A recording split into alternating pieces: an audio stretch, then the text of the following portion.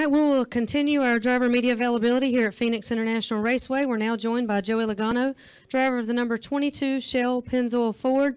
Currently, our points leader has the best average finish during the chase, 5.2. Needs to finish 11th or better to guarantee a spot in the championship race at Homestead Miami Speedway next weekend. Has finished in the top 10 in each of the last 2 Phoenix races over the last 2 years. Talk a little bit about your thoughts coming into this weekend's race here at Phoenix. Yeah, basically, do what we did here in the spring. We had a, good car. We started up front there and led some laps. Was able to, feel like I had a solid day. We finished 4th. Obviously, like you said, all we got to do is finish 11th, but our goal is to go out here and win the race. And if our goal is only 11th, we may not finish there. So we got to make sure we set our goals high and make sure, like we've been doing the rest of the season. Okay, well, to open it up for questions, we'll start right here with Reed, then go to Tyler, Bob, and Tom. Reed Spencer with NASCAR Wire Service. Joe, you just touched on this, but can you afford to even think about the best you have to do is 11th, or do you just have to put that completely out of your mind? Obviously, it's in your mind. You start thinking about what you have to do to get to the next round, and but at the same time, you got to be able to not think about that during the race. You got to be able to just stay focused in on the task at hand, like we did last week. We quite possibly could have been out of it after, last week after everything started happening there at the end of the race. And I feel like we recovered great. We didn't finish where we wanted to going into the day, but after, losing that many spots there towards the end of the race and being able to come home 12th after all that, that was all things considering, a decent day. And we'll have to do the same thing here. We'll go out there and try to win the race and roll with the punches no matter what happens. No pun intended on that. Sorry. That came out wrong. We'll go with the flow. How's that sound? All right, we'll go to Tyler and then Bob. One person started laughing. That was funny. Anyways. Hey, Joey. Tyler Burnett, MRN. Growing up, wanting to be a race car driver, what driver did you look up to and why? For me, Mark Martin and Jeff Gordon were my favorite race car drivers growing up. And, when you're 6 years old, you never, imagine that you'd be racing against them, someday, especially for a championship. Like, how cool is that? I was able to race Mark for a victory in Pocono one time, and that was awesome. And, racing with Jeff Gordon for a championship in the Sprint Cup Series that's your dream come true. As a 6-year-old, you say that all the time, because you don't really know better. And as you get older, you realize how hard it is. And to be able to make it this far has been a lot of fun so far, but we don't want to end here. All right, we'll go to Bob, then Tom. Bob Hocker, Sporting News. When you had contact with Ambrose that cut your tire, do you know whether was it a side skirt that cut your tire? Do you have any idea? Yeah, I would assume it's something like that. Yeah, I mean, everyone's been so aggressive with that stuff lately. Yeah, I got hit in the door, and then next thing you know, I had a right rear flat. So, yeah.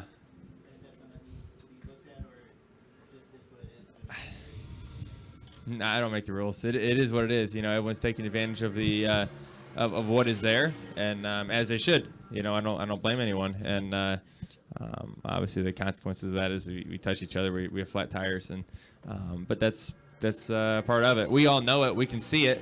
We know if we touch each other, we'll have an issue because of everyone being so aggressive in that department. But that's the name of the game right now. All right, we'll go Tom, Ryan, Lee, and Jenna. Tom, will you raise your hand so then get a mic to you? Hi, Joey. Tom Jensen, FoxSports.com. I'm looking at the stats. You got 2 victories in the chase, 6 top 5s, and you're tied with a guy for maximum number of points who hasn't finished in a single top 5 in the entire chase. Does that strike you as weird at all? I guess. Yeah, it's the same rules for everyone, so we got to be able to work the best at it as we can. And yeah, we've had a great chase so far.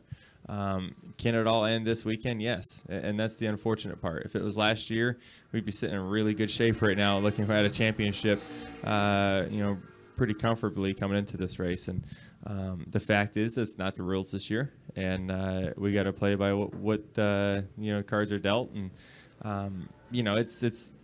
it's challenging because you can have such a great year and then you have 2 bad races in a row, or 2 mediocre races instead of having great races like you've had up to this point. and you're out. You know, and you can have a great season all the way up to Homestead, and something goes wrong and you finish fourth. It's the same for everyone. We all know what we have to, you know, deal with, and you know, and it seems like this way the point system is this year, the stats don't matter. You know, it's the amount of wins and the amount of top 5s and top 10s. It doesn't matter if you look at who's up front in points right now. You know, it doesn't make a difference really if you look at, you know, the amount of top 5s or amount of top 10s someone has, because the same guy is, you know, like some of the guys back there. You know, Brad has 6 wins. He's out right now. You know, Jeff Gordon's the same way. And there's other cars that don't have any wins and they're in. So it's just the way the rules are right now, and that's you know, everyone's dealing with them the best they can. You know, obviously this 3 races is tough like that. Okay, we'll go Ryan, then up front to Lee. Hey, Joey, Ryan O'Hara, Race Chaser Online. My question for, I'm over here, sorry. My question for you is, your first 9 races here at Phoenix in a Sprint Cup car, your average finish was 18th. And over your last 2 races, your average finish has been 6.5. What has changed for you at Phoenix? What have you done to improve at this track?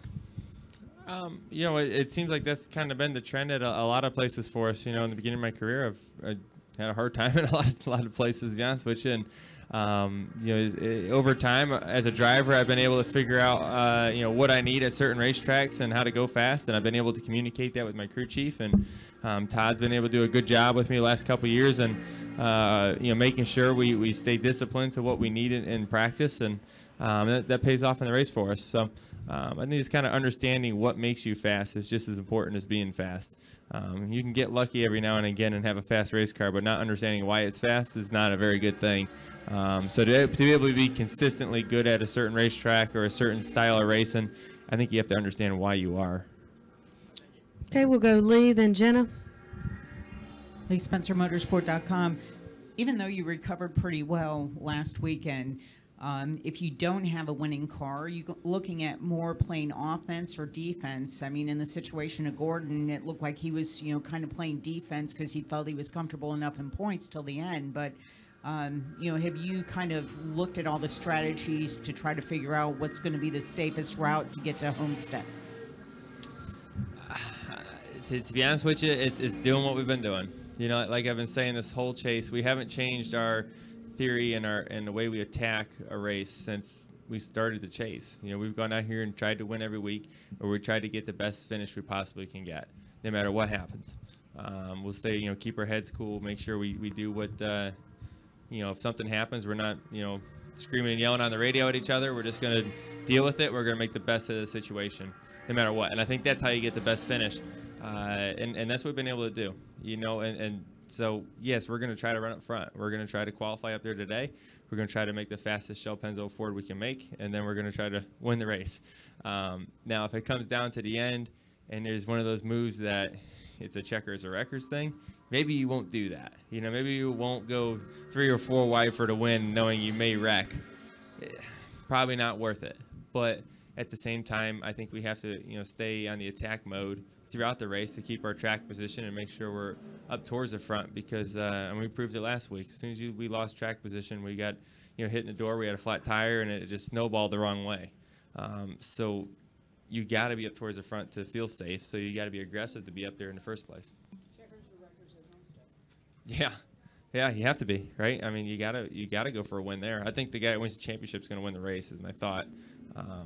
But you know, you never know. But I really do think that, and you know, we gotta get there first. All right, we'll try to get in as many questions as we can. I'm not sure we're going to have time on Joey. We'll go next to Jenna.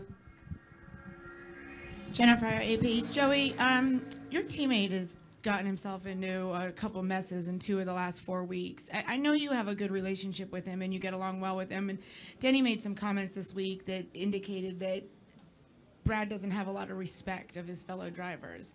And I'm wondering what your sense and view of Brad's situation is, and how you view him personally. It's definitely it's a tough situation. I can't say I've been in the exact same situation, but I think I've been in similar situations as him, and it's tough. You know, it's definitely hard, and you got to be able to stay focused on, you know, what the main goal is to go out there and win this championship. And obviously, everyone's going to play the games, and everyone's going to try to, you know, take you down. And you know, I think Brad's pretty strong, obviously, to be able to handle that stuff. So, you know, for me, I'd be the best teammate I can to him. You know, I try to, you know, obviously we support each other. You know, we try to work with each other and try to make our cars the fastest. And that doesn't just mean talking about our race cars. That means talking about other things that go on the racetrack. And, you know, it's, yeah, obviously it's a tough situation to be in, for sure. But at the same time, you know, we try to help each other as much as we can. But you don't have any issues with him, correct? Do you have any issues with the way he drives or anything like that? I mean, he's my teammate. You know, I mean, I think each situation is different. You know, but the way, you know, I race with him, I have no problem. You know, we race each other fine. He races me clean and hard, and I race him clean and hard, and that works for me. Anything that happens from there out is maybe different from different people's opinions, and the way he races other people, maybe, I don't know. But really, just I know from my own experience that we race each other fine. All right, I think next on the list was Marty. Are you still back there, Marty? Marty, did you have a question? Yes, ma'am. Thank you. Joey, similarly, Marty Smith, ESPN. We don't drive. There's really only 40 or 45 of you that understand code. You guys know things about it that we never see. So what's he doing wrong? Why are all these guys mad at Brad? Why are you asking me? Because Come on, man. Because you're one of those 40 people that know it. We don't know. You don't really know what's going on unless you're in the situation yourself. You know, I wasn't driving the 24 or the 2 car last week. So I don't really know what happened. We can all watch the film as much as we want and say, oh, it looks like this happened, or it looks like this happened. We're all going to have different opinions, and most likely both drivers are not going to have the same opinion either, because everyone's got huge egos here, and we're all right. that's how we think. But, you know, deep down inside, they probably know what happened. May not admit it, but really it's not my place to judge. You know, it's, you know, I think when you're in a situation and you're driving the cars, you know what's going on, you know what you're doing. And it's just kind of how you deal with it afterwards. You know, if it was a mistake or if it's on purpose, that's something you need to communicate afterwards, and go from there. But I think as far as code, I think you can watch a race and understand what's code and what's okay and what's not okay at the same time. All right, you got 1 minute left. We will take our final question from Jeff Gluck. Jeff Gluck from USA Today. You and Brad are the only guys that don't have a teammate that's already been eliminated. Obviously, there's a 100% rule and all that stuff, but there could be a teammate that pulls over for another guy to, you know, doesn't fight a guy very hard at the end to give up a point or something like that if needed. I mean, are you concerned that that's a disadvantage for you guys? No, I think it's an advantage that we have 2 cars still racing for a championship. You know, we still got 2 bullets left to fire away and go for a championship. That's an advantage. That's a great thing for Team Penske. It's great momentum for everyone at our shop building our race cars. It's a privilege to have that. So it's something to be proud of. You definitely don't look at it as a disadvantage. You know, we're both going to race each other like we've been all year, and we've, like I said, we've been winning races together, racing that way. So I don't see it as a disadvantage at all. I'd say it was an advantage that we can still, you know, keep growing off of each other and learning from each other's mistakes and the good things we do, and you know, and to be able to make ourselves better like we've been all year. So I think it's a good thing. I mean, it can happen.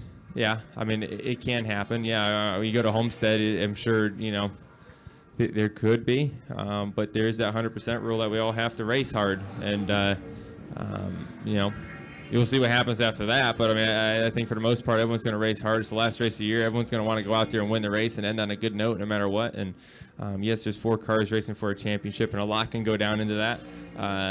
But you know, really, you just got to stay focused on your own car and your own what you can control, and then whatever happens from there happens. Joey, thank you for your time this morning. Good luck this weekend. Thank you. Appreciate it, guys.